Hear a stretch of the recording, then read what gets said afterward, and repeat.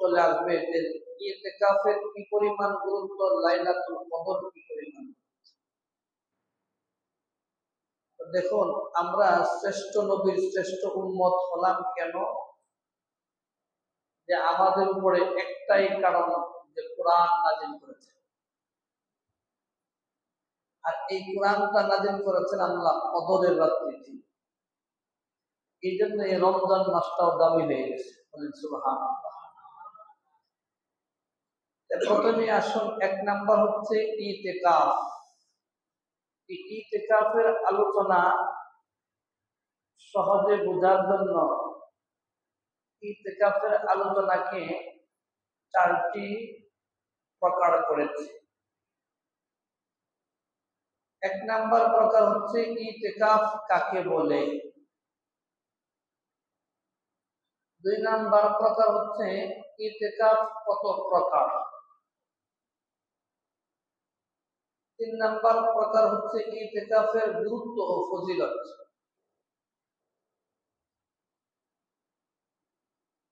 চার নাম্বার প্রকার হচ্ছে ইতিকাফ অবস্থায় কি করা যাবে আর কি করা যাবে না। এই মাসালাগুলো জানা থাকা আমাদের জরুরি। প্রথম আসুন, ইতিকাফ কাকে বলে। দেখুন, ইতিকাফ শব্দটা আরবি শব্দ। এটা বাবে ইফতেআল এর ওজনে আসছে। এর মূল হরফ হচ্ছে আকফুল, আর এর শাব্দিক অর্থ হচ্ছে বেঁধে রাখা, বন্দি রাখা, আটকে রাখা, অবস্থান করা ইত্যাদি ইত্যাদি। শরীয়তের পরিভাষায় ইতিকাফ বলা হয়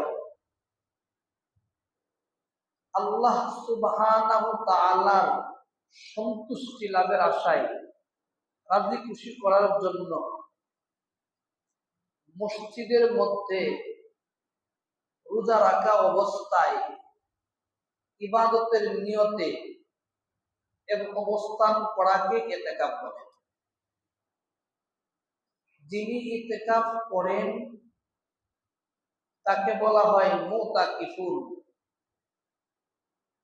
আর এই ইতিকাফ পুরুষরা করবেন মসজিদে, আর মহিলারা করবেন নিজ ঘরে। ইতিকাফ কারা করবেন? যাদের উপর রোজা রাখা ফরজ, তারাই ইতিকাফ করে। ইতিকাফের শর্ত কয়টি? ও দুইটি। নিয়ত করা আর মসজিদের মধ্যে অবস্থান করা, এটা হচ্ছে শর্ত। এখন আসুন, ইতিকাফ কাকে বলে এটা গেল। এখন আসুন, ইতিকাফ কত প্রকার। ইতিকাফ হচ্ছে তিন প্রকার: ওয়াজিব ইতিকাফ, সুন্নত ইতিকাফ, নফল ইতিকাফ। আমি হাজিরিন একটু আকর্ষণ করছি, দৃষ্টিপাত করছি। এই তিন প্রকার ইতিকাফ। ওয়াজিব ইতিকাফ কাকে বলে? যদি কোনো ব্যক্তি মান্নত করে যে আল্লাহ, তুমি যদি আমার এই রোগটাকে আরোগ্য দান করো, তাহলে আমি ইতিকাফ করব 2 দিন। যদি তুমি আমার এই ব্যবসাটাকে উন্নতি করো, তাহলে আমি ইতিকাফ করব 3 দিন। এইভাবে যদি কেউ চাকরির জন্য, যে কোনো নেক নিয়তের জন্য যদি ইতিকাফের নিয়ত করে, আর ওই কাজটা যদি সম্পূর্ণ হয়, তাহলে তার উপর ইতিকাফ করা ওয়াজিব। এই ব্যাপারে বুখারী শরীফের হাদিস 2032 নম্বর হাদিস। ওই হাদিসের মধ্যে ইবনে উমর রাদিয়াল্লাহু তাআলা আনহু তিনি আল্লাহ রাসূলকে প্রশ্ন করেন, ওগো আল্লাহর রাসূল, জাহিলি যুগে আমি মসজিদে হারামে ইতিকাফ করার মান্নত করেছিলাম, এটাকে আমি করব? হ্যাঁ, যেহেতু তুমি মান্নত করেছো, এই মান্নত পূর্ণ করো। দেখুন, এই ইতিকাফ যদি কেউ নফল ইতেকাফ করে, নিয়ত করে মসজিদে অবস্থান করছে, এরপর ভেঙে দিয়েছে, ওই ভেঙে দেওয়ার কারণে পরবর্তীতে কাদা করা তার জন্য ওয়াজিব। এই ওয়াজিব ইতেকাফ কাকে বলে আমরা মনে হয় বোঝাতে পেরেছি। এখন আসুন সুন্নত ইতেকাফ।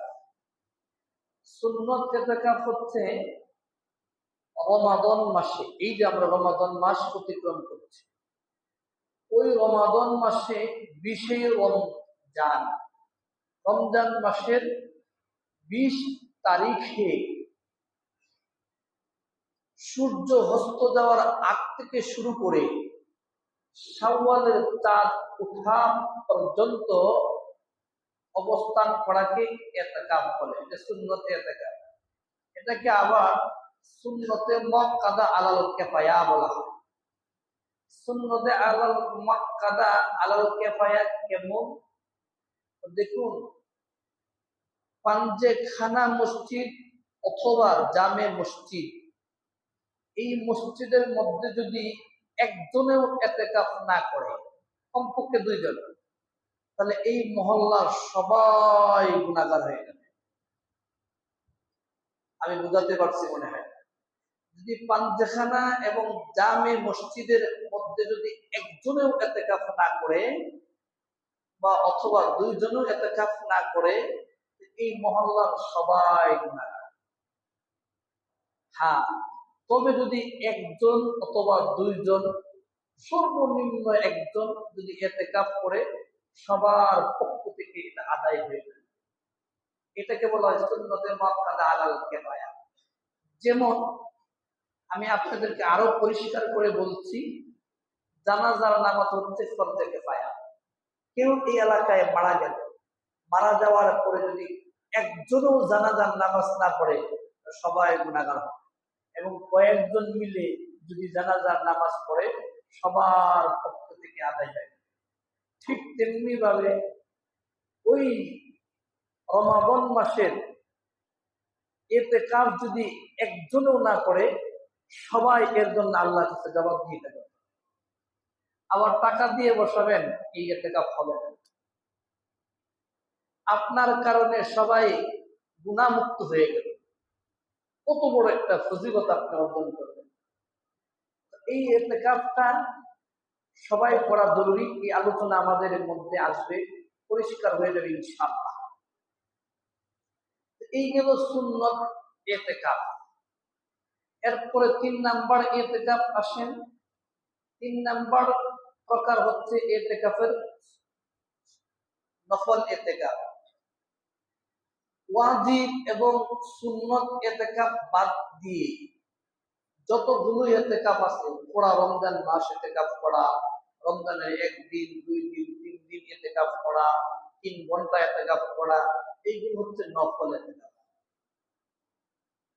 আমি এই 3 প্রকার যে ইতিকাফ আপনাদেরকে বললাম।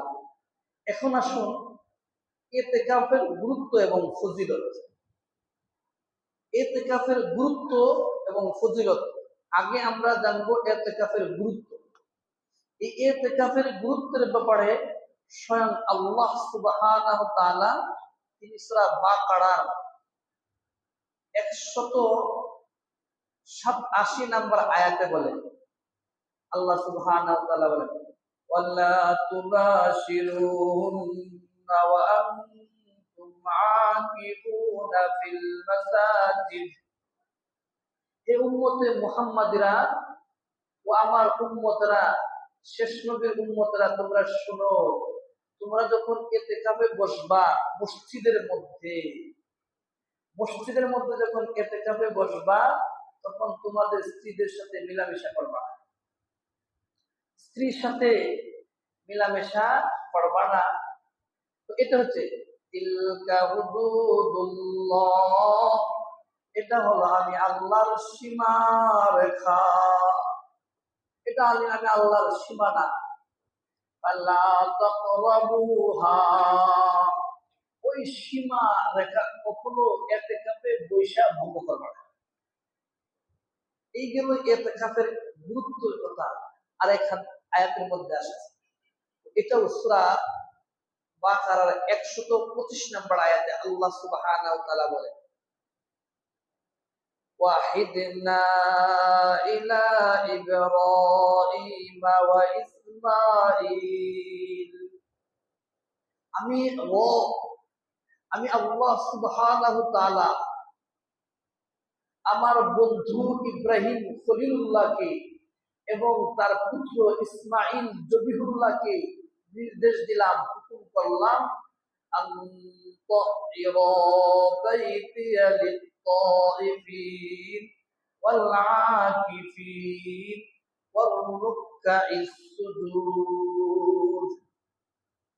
বললাম, হে আমার বন্ধু, তুমি এবং তোমার পুত্র উভয়ে এই খানায় কাবা, আমার ঘরটা খানায় কাবা, মসজিদে হারামটা তুমি পরিষ্কার পরিচ্ছন্ন রাখো।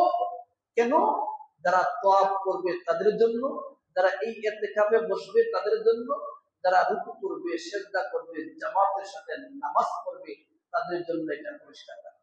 তাহলে এখানেও ইতিকাফের কথা আল্লাহ বললেন ইব্রাহিম আলাইহিস সালাম এবং তার ছেলে ইসমাঈল আলাইহিস সালাম। ইতিকাফ পূর্ব থেকে আসছে। দেখুন, এইগুলো তো কোরআনের কথা, হাদিসে আসে। বুখারী শরীফের 2025 নম্বর হাদিস, ওই হাদিসের মধ্যে ইবনে উমর রাদিয়াল্লাহু তাআলা আনহু তিনি বলেন যে আল্লাহর রাসূল সাল্লাল্লাহু আলাইহি সাল্লাম তিনি বলেন, কানা রাসূলুল্লাহ সাল্লাল্লাহু আলাইহি ওয়াসাল্লাম ইয়াতাকিফুল আশরাল আওয়াখির মিন রমাদান। আল্লাহর রাসূল সাল্লাল্লাহু আলাইহি সাল্লাম রমজান মাসের শেষ 10 দিন ইতিকাফ করতেন। সুবহানাল্লাহ বলে একটা আওয়াজ করে। আল্লাহ রাসূল সাল্লাল্লাহু আলাইহি সাল্লাম রমাদান মাসের শেষ 10 দিন ইতিকাফ করতেন। এই ব্যাপারে আরেকটি হাদিস, ওই হাদিসটাও বুখারী শরীফের 2026 নম্বর হাদিস। ওই হাদিসের মধ্যে আম্মা জান আয়েশা রাদিয়াল্লাহু তাআলা আনহা তিনি বলেন যে আল্লাহ রাসূল সাল্লাল্লাহু আলাইহি সাল্লাম কানা রাসূলুল্লাহ সাল্লাল্লাহু আলাইহি সাল্লাম ইয়াতাকিফুল আশরাল আওয়াখির মিন রমাদান। রমজান মাসের শেষ 10 দিন আল্লাহর রাসূল সাল্লাল্লাহু আলাইহি সাল্লাম ইতিকাফ করতেন হাত্তা তাওয়াফাহুল্লাহ, যতদিন তিনি জীবিত ছিলেন। তার হায়াতের মধ্যে যতগুলো তিনি রমাদান পেয়েছেন, একটা রমজানও তিনি বাদ দেন নাই ইতিকাফ ছাড়া। সুবহানাল্লাহ। আপনার সাথে আর আমার জীবনের সাথে আর রাসূলের জীবনের সাথে মিলান। তিনি যতগুলো জীবনে রমাদান পেয়েছেন, একটা রমজানও বাদ দেন নাই যে তিনি ইতিকাফ করেন। প্রত্যেকটা রমাদান মাসে তিনি ইতিকাফ করেছেন। আর আমরা কত বড় কপাল পোড়া অভাগ্য যে আমরা একটাও ইতিকাফ জীবনে করি নাই। আর আমরা দাবি করি আশিকে রাসূল। এটা হবে? বলে হাত্তা তাওয়াফাহুল্লাহ সুম্মা ইতাকাফা আজওয়াজুহু মিন বাদি। যে আল্লাহর রাসূল সাল্লাল্লাহু আলাইহি সাল্লাম জীবনে যতগুলো রমাদান পেয়েছেন, প্রত্যেকটা রমজানে তিনি ইতিকাফ করেছেন।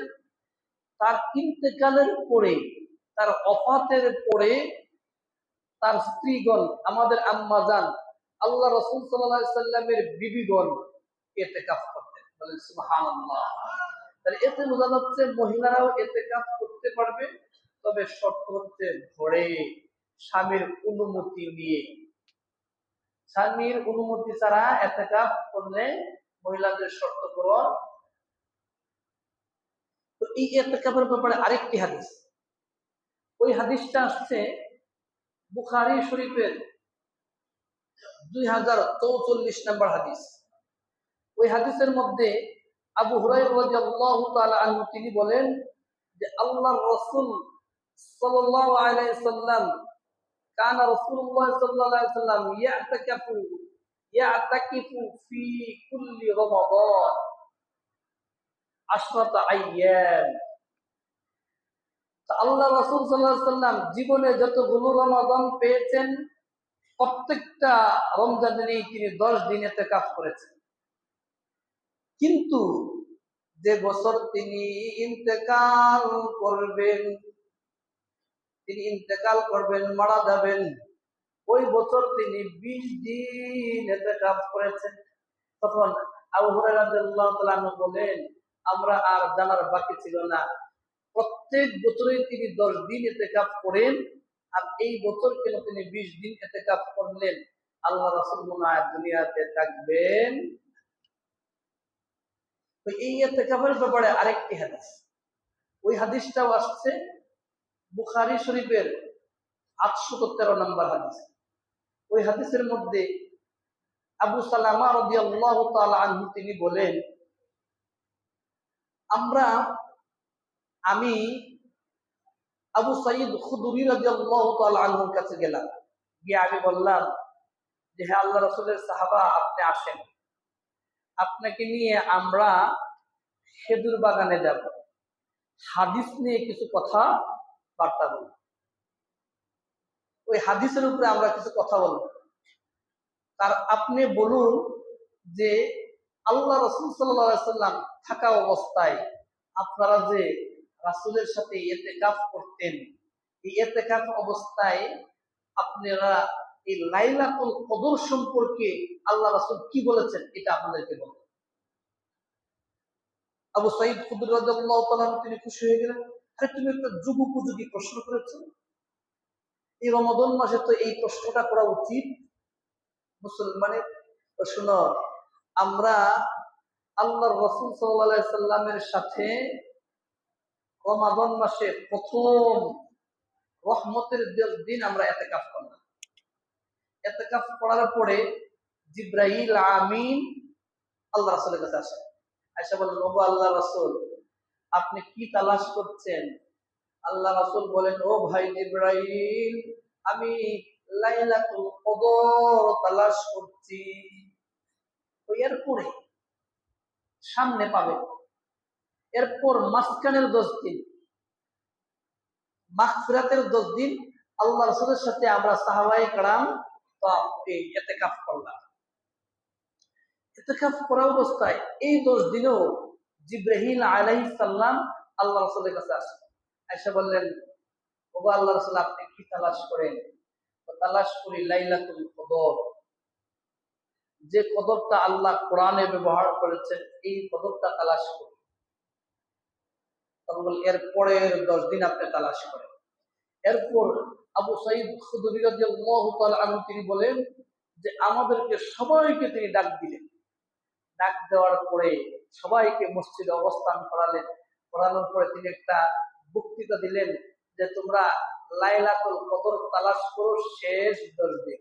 তো এই ব্যাপারে একটি হাদিস বুখারী শরীফের 2020 নম্বর হাদিস, ওই হাদিসের মধ্যে আম্মা জান আয়েশা রাদিয়াল্লাহু তাআলা আনহা তিনি বলেন যে আল্লাহ রাসূল সাল্লাল্লাহু আলাইহি সাল্লাম কানা রাসূলুল্লাহ সাল্লাল্লাহু আলাইহি সাল্লাম ইউজাহিদু ফিল আশরিল আওয়াখির মিন রমাদান। রাসূল সাল্লাল্লাহু আলাইহি সাল্লাম রমজান মাসের শেষ 10 দিন তিনি ইতিকাফে বসলেন। ইতিকাফ বসার পরে আর বললেন, তাহাররাউ লাইলাতাল কদরি ফিল আশরিল আওয়াখির মিন রমাদান। ও আমার প্রিয় সাহাবারা, তোমরা যদি লাইলাতুল কদর পেতে চাও, লাইলাতুল কদরের ফজিলত বরকত নিতে চাও, তাহলে রমজান মাসের শেষ 10 দিন তোমরা ইতিকাফে বসো। সুবহানাল্লাহ বলেন। লাইলাতুল শেষ 10 দিন কিরকম ইবাদত বন্দি করবে, এই ব্যাপারে একটি হাদিস বুখারী শরীফের 2024 নম্বর হাদিস। ওই হাদিসের মধ্যে আম্মা জান আয়েশা রাদিয়াল্লাহু তাআলা আনহা তিনি বলেন যে আল্লাহর রাসূল সাল্লাল্লাহু আলাইহি সাল্লাম, যে কানা রাসূলুল্লাহ সাল্লাল্লাহু আলাইহি সাল্লাম ইযা দাখালাল আশর, রমজান মাসের শেষ 10 দিন যখন তিনি আসতেন তখন তার ইবাদত কেমন বেড়ে যেত, কেমন তিনি ইবাদত করতেন, এই ব্যাপারে সাদ্দা মিজারাহু, তিনি লঙ্গিতে খুব শক্ত করে বাঁধতেন। কেন বাঁধতেন? যেন তিনি দাঁড়িয়ে দাঁড়িয়ে নামাজ পড়ার সময় লঙ্গিতে যেন খুলে না যায়। সুবহানাল্লাহ বলবেন না?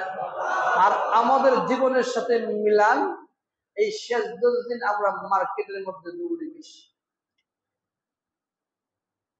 খাই কপাল পড়া মুসলমান। আল্লাহ রাসূল শাদ্দাদি ইজারাহু, তিনি লুঙ্গিতে খুব শক্ত করে বাঁধতেন। ওয়া আহইয়া লাইলাহু, সারা রাত তিনি ইবাদত বন্দেগী করতেন। সুবহানাল্লাহ বলে। সারা রাত আমরা মার্কেটে মার্কেটে ঘুরাই। আহইয়া লাইলাহু ওয়া আয়কাযা আহলাহু, পরিবার পরিজনের প্রত্যেকটা মানুষকে তিনি জাগ্রত করে দিতেন যে আর ঘুমানো যাবে না, আর ঘুমানো যাবে না, বরকতের দিন চলে যাচ্ছে, লাইলাতুল কদর চলে যাচ্ছে, তোমরা ইবাদত বন্দেগী করো। ঠিক আছে? তাহলে ওই লাইলাতুল কদর যে ইতিকাফ বসতেন, ইতিকাফে তিনি জীবনে কোনদিন বাদ দেন নাই। আর আমরা কতগুলো বাদ দিয়েছি। এই ব্যাপারে এখন আসুন, ইতিকাফের গুরুত্ব গেল, এখন আসুন ইতিকাফের ফজিলত বলবো। ইতিকাফের 5টা ফজিলত। কয়টা ফজিলত বলবো? 5টা ফজিলত। 1 নাম্বার ফজিলত, এটা শুআবুল ঈমান। শুআবুল ঈমান একটা হাদিসের গ্রন্থ আছে, এই হাদিসের মধ্যে আসছে ইবনে আব্বাস রাদিয়াল্লাহু তাআলা আনহু তিনি বলেন যে আল্লাহ রাসূল সাল্লাল্লাহু আলাইহি সাল্লাম বলেন, যদি কোনো ব্যক্তি আল্লাহ সুবহানাহু তাআলাকে রাজি এবং খুশি করার জন্য একদিন ইতিকাফ করে আল্লাহ সুবহানাহু তাআলা খুশি হয়ে যাবেন। খুশি হয়ে যায় কি করবেন? তার মধ্যে এবং জাহান্নামের মধ্যে 3 খন্দক দূরত্ব আল্লাহ সৃষ্টি করে দিবে।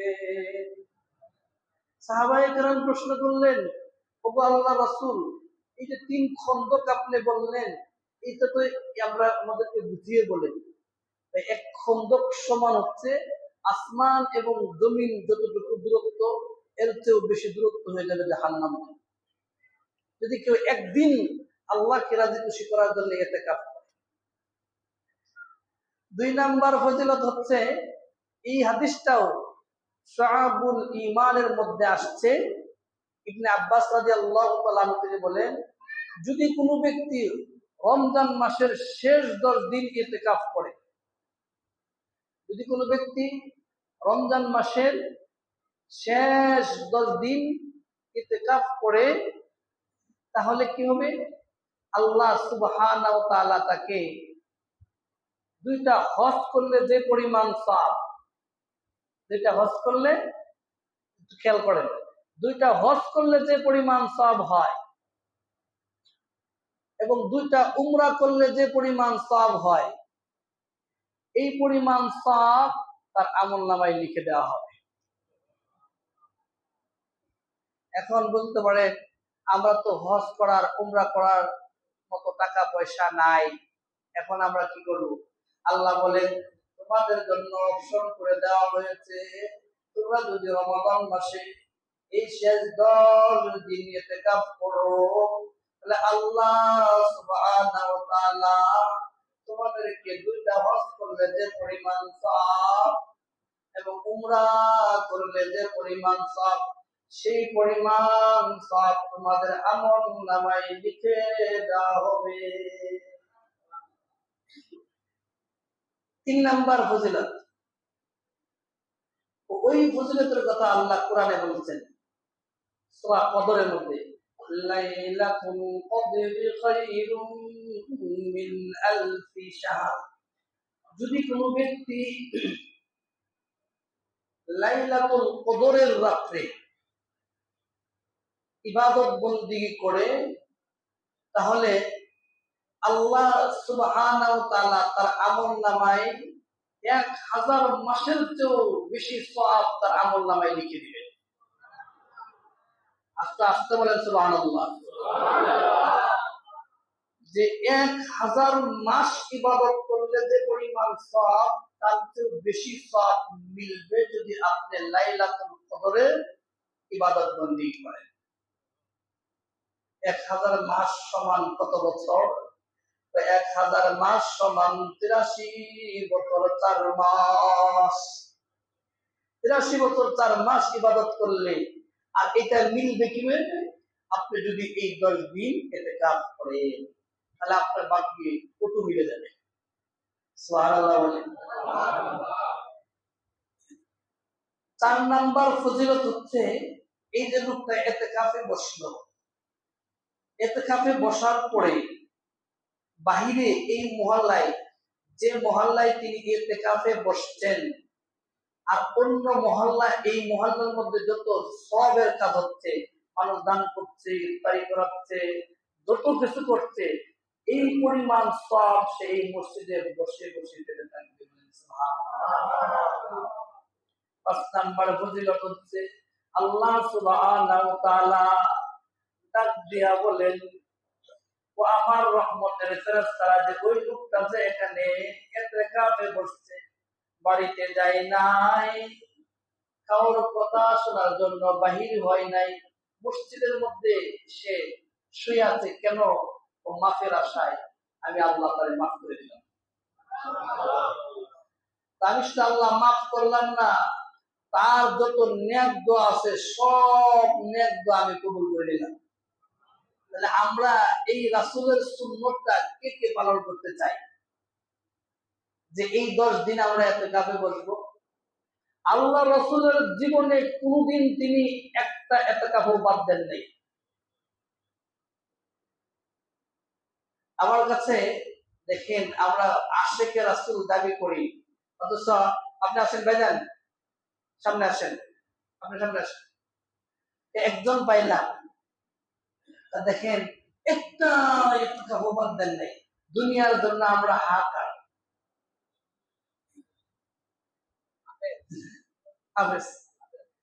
এরকম ভাবে দাঁড়ান,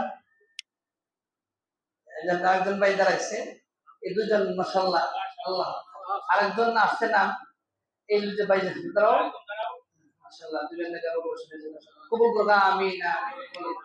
এরা সবাই ইতিকাফে বসবে, 3 জন পাইলাম, আরেকজন নাম আসছে।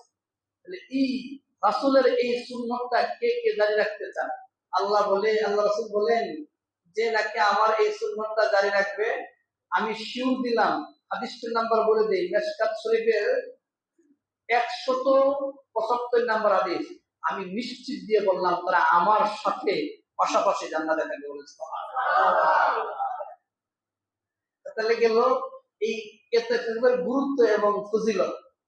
এখন আসুন ইতিকাফ অবস্থায় কি করা যাবে আর কি করা যাবে না, এই 4 নাম্বার কথা। 4 নাম্বার কথা, এখন আসুন ইতিকাফ অবস্থায় কি করা যাবে। ইতিকাফ অবস্থায় এই যে আমরা বললাম না, বুখারী শরীফের 2024 নাম্বার হাদিস, আল্লাহ রাসূল সাল্লাল্লাহু আলাইহি সাল্লাম লম্বা দাঁড়িয়ে ইবাদত করতেন। আপনি ইতিকাফ অবস্থায় দাঁড়িয়ে নামাজ পড়বেন, নামাজ না পড়তে পারলে আপনি দোয়া করবেন, জিকির করবেন, তাসবিহ পড়বেন।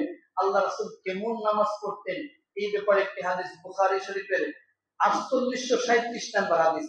ওই হাদিসের মধ্যে আম্মা জান আয়েশা রাদিয়াল্লাহু তাআলা আনহা তিনি বলেন, আল্লাহ রাসূল সাল্লাল্লাহু আলাইহি সাল্লাম বলেন যে ও আল্লাহ রাসূল, আপনি এত লম্বা সিজদা করেন আর এত লম্বা দাঁড়িয়ে থাকেন যে আপনার পা গুলো ফুলে যায়, আমার তো দেখতে কষ্ট হয়।